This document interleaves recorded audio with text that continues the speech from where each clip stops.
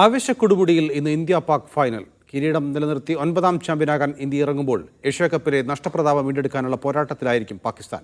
ഇന്ന് രാത്രി 8 മണിക്ക് ദുബായ് അന്താരാഷ്ട്ര ക്രിക്കറ്റ് സ്റ്റേഡിയത്തിലാണ് പൊട്ടിപ്പാറുന്ന കലാശപ്പോര്.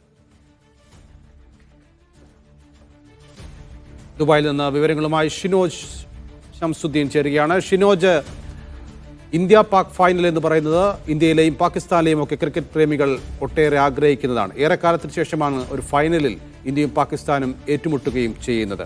കഴിഞ്ഞ ദിവസങ്ങളിലൊക്കെ സ്റ്റേഡിയത്തിൽ കാണികളുടെ കുറവ് പ്രത്യേകിച്ചും ദൃശ്യമായിരുന്നു. പക്ഷേ ഇന്ന് അങ്ങനെയാണോ? കൂടുതൽ ആവേശത്തോടെ കാണികൾ എത്തുന്നുണ്ടോ?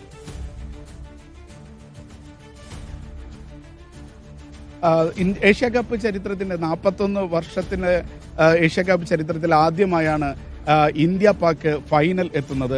അത് ആസ്വദിക്കാനായി കൂട്ടത്തോടെ ഇന്ത്യൻ പാക് ആരാധകർ സ്റ്റേഡിയത്തിലേക്ക് ഒഴുകിയെത്തുന്ന കാഴ്ചയാണുള്ളത്.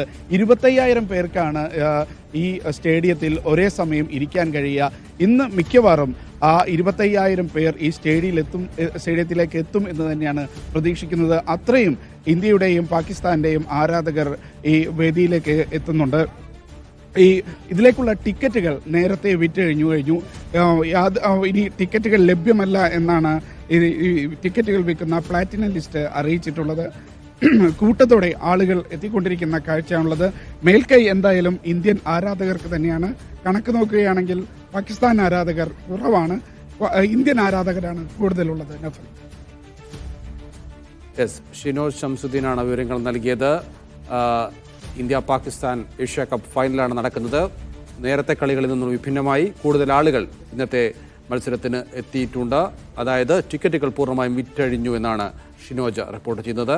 നമുക്ക് മറ്റു വാർത്തകളിലേക്ക് വരാം ഒരു ഇടവേളയ്ക്ക് ശേഷം.